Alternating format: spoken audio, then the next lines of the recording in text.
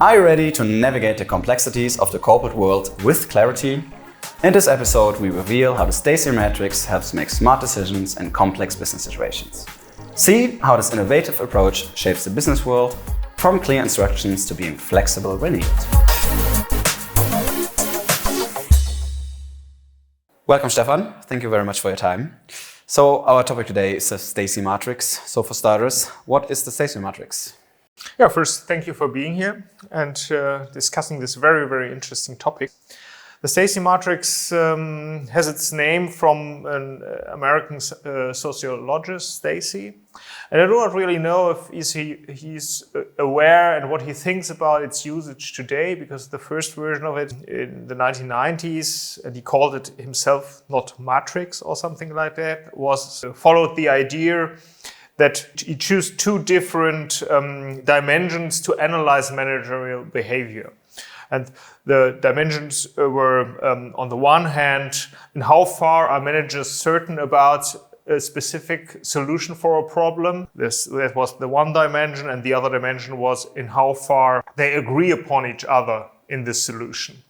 And in this context, he observed different behaviors. People who showed some kind of political behavior, chaotic behavior, the pattern that they did not decide at all this stuff. This was his approach. And the matrix became famous, not at that time, but later on, when it was first mentioned in a book by Ken Schwaber. And he, even though he said that this is the Stacey Matrix, he more or less derived a new version of it, because he had a different focus. He looked on problems in a manufacturing process and analyzed it by two dimensions: the question of how things shall be implemented and what is the goal of the project at all. So a how axis and the what axis. If you have such a coordinate system in mind, the how axis is the x axis and the what axis is the y axis. And by analyzing the problems, if the problem is near the center of the coordinate system, so clear, and the what is pretty clear, then he called problems in this manufacturing process simple. And the further you proceed on the axis, you're coming to a region that is complicated, so you're able to derive the solution out of the initial parameters analytically, even though it's maybe not easy. But it's possible, and this is called complicated. Then you have the region that is complex, where this analytical derivation is not possible anymore, but you need some kind of empirical methods to do so. But you have the possibility to analyze backward. Once you have the solution, you can say, okay, the following parameters were more or less responsible for the solution we achieved now. So the situation is manageable in the complex area, but it's not by analytical means. And the further you proceed to the regions of uncertainty, you finally reach the chaos regions, and there are no really valid methods to cope with that. You have some modern approaches in this ideation context, but this is not the topic today, I would say. Yeah, thank you. Now that we know about the what, I would like to talk about the where. So in which situations would you recommend using the model, and what benefits would there be for companies? I first got in contact with that model at the beginning of my, I would say, agile career 10 to 15 years ago. Once you get in contact with agility, you pretty soon get in contact with the Stacey Matrix, because it is a very, very simple tool to make visible where agile methods are necessary and where they are not necessary. The idea behind it is that agile methods shall be used in the complex area of the Stacey Matrix. And in that way, it is in general used, and I use it myself also in that way. If I try to explain to people, okay, what is agility, what are agile methods, where should they be used, then you can put the Stacey Matrix on the table and say, okay, once you are more or less uncertain about what do you really want to achieve, and you're as uncertain how this can be done, then agile methods are a good way to cope with that problem. Since agile working is such a broad topic, I'm pretty sure there are more theories behind that than only the Stacey Matrix. Are you familiar with more models? Yes, what always comes in my mind with respect to a more or less similar model, because if you read about it, the people see some connection between them. I'm not really convinced about that, but the model that I'm talking about is the so-called Canadian framework. It was derived by Dave Snowden. He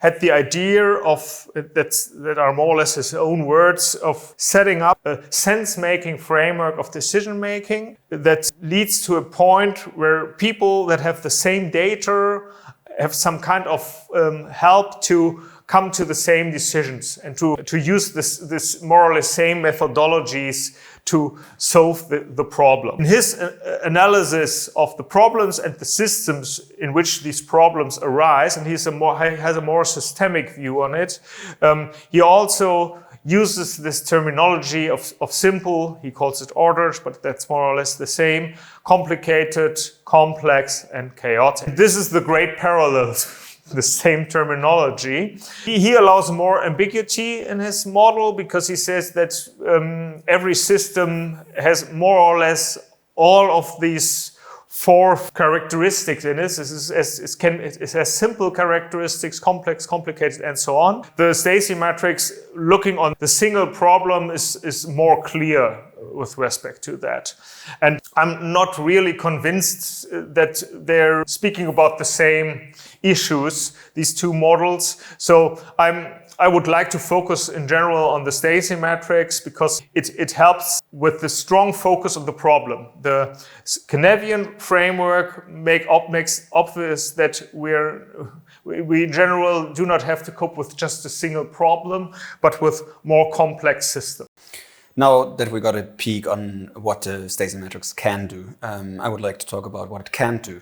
Do you see any boundaries to it, or maybe even situations where it could harm? In course of the last years, I spent many thoughts on that topic because I realized that the Stacey Matrix, in its simplicity, also has some problems. Why? If you try to help managers to get some kind of connect to agility and you present them the Stacey Matrix, it gives them an approach to avoid agility in the end. I think I have to explain that because the Stacey Matrix suggests that in your daily work, you're facing different problems. One of them is simple, one of them is complicated, and the other one is complex. And you can choose just the specific methods to solve these problems. And if the problem is complex, you choose some kind of agile method. This gives you the idea that it's, just another tool that you have to learn to use. And this is in your toolbox and everything is fine. But in fact, the world is more complex than that because the agile methods only really make sense when you implement special characteristics in your organizations. Only then they are successful. And these special characteristics are self-organized teams. You need self-organization for agile methods because they're designed for self-organized teams. And the organization its main characteristics is self-organization. And if you do not have that, you cannot use agile methods. So once you come into the situation that you want to implement agile methods to cope with a complex problem, you first have to set the ground for self-organization. And this is a very complicated cultural change. It's not just the usage of a tool. Now we're making Scrum there and everything is fine. This will not work. And the Stacey Matrix, in all simplicity, suggests just that. Okay, when you're talking about now that companies need kind of a cultural change within them to achieve agility, what would you say, how could they achieve it? And especially what part in that plays the leadership? I think leadership is most important for this transformation. From my personal experience, it's a long evolution to come to the point to say, okay, now we're an agile organization. The gray scale is pretty big from a classic organization to an agile organization. How can you approach that? To make it as simple as possible, there are two approaches. One I would say is some kind of top-down approach, and the other one is the bottom-up approach. To come to the top-down approach first, that means that a management, for one reason or the other, comes to the tipping point and realizes that they cannot proceed as they did before because some of outer circumstances that endanger their business model. In general, they come to the idea to implement agility when they realize that the environment is changing rapidly, and they have to cope with that because it's the core idea of agility, of an agile organization, to help the organization to cope with rapid changes and be successful in that. And that's the core idea of an agile organization. And once the management wants to achieve that and they realize what kind of cultural change is necessary to do so, then the transformation can start. That's the top-down approach. The bottom-up approach is a little bit different. It can be observed in IT organizations in general because agility and the agile methods originally were more popular in the IT, in the software development. And there you often observe agile teams in different levels of maturity. And if these IT organizations are successful, the people seem to be committed, they deliver software, they're getting better and better by the time. That's one idea of agility, the continuous view on getting better with every iteration. And if the people who are working with these IT guys, perhaps working completely different for themselves, realize that this is a good approach, then, well, the word is spread in the organization more or less. And then if the management realizes that if they try to implement these methodologies and the mindset in other parts of the organization, that this can increase the productivity, then they will do so. How would you say companies can ensure a successful integration of whatever model? The transformation always brings some kind of hybrid scenarios because you cannot implement an agile organization with a big bang. It's an evolution that takes time. If it's started by a top-down approach, I think this process of transformation leads to a more seamless cultural change as time goes by. If you start at bottom up, then you have some cultural breach in your organization because there are teams that are working agile and other teams that are not working agile, and you really see that there are different mindsets in these teams and they have to interact with each other. This is sometimes not very easy. You need some kind of border management, so to say. But in general, this is possible, but from my point of view, not very effective. If you're looking into a team itself, then you can say if the team is not working self-organized, then it's not able to use agile methods sensibly because they simply do not make sense in a context where the people are not self-organized and they're not effective. You can make your dailies and make your plannings and your retrospectives, but it's some kind of cargo cult you're performing.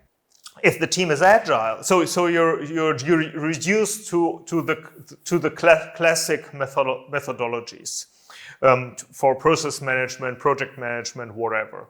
If you're working in an agile team, you're more free which methods you want to use, because even in an agile team, you can decide, okay, the problem is simple. We do not have to perform all the stuff to achieve our goal. It's up to them to decide that. So there's no need to rearrange your organization and to get rid of the self-organized team that is able to implement the processes on its own just to solve a simple problem. They are simply able to do it on their own. And once they realize, okay, this problem is perhaps complex, then they're using this agile tool set they're very used to. So this hybrid situation is, from the methodological point of view, is very easily to manage in a team, and it's more on an organizational level. It's manageable, but it's more complicated or complex. Now, you told us something about the history of the Stacey Matrix and how it's used today. And for the last question, I would like you to give us a brief view on the future. Do you see any trends or developments within the Stacey Matrix that's coming up in the future? I think the Stacey Matrix has found its usage, as I described. It's useful to make it visible in which context of specific problems which methodologies are useful. I think the story at this point comes to an end, and I'm looking forward to some new approaches. And so do I. Thank you very much, Stefan, for your time and coming by and for your insight on the Stacey Matrix. Thank you very much. What are your experiences with the Stacey Matrix? Do you perhaps even know more effective approaches? Your perspectives are valuable. Share them in the comments and let's continue this exciting conversation. Don't forget to subscribe to our channel to not miss any future profound discussions. Stay tuned for more inspiring content, and until next time.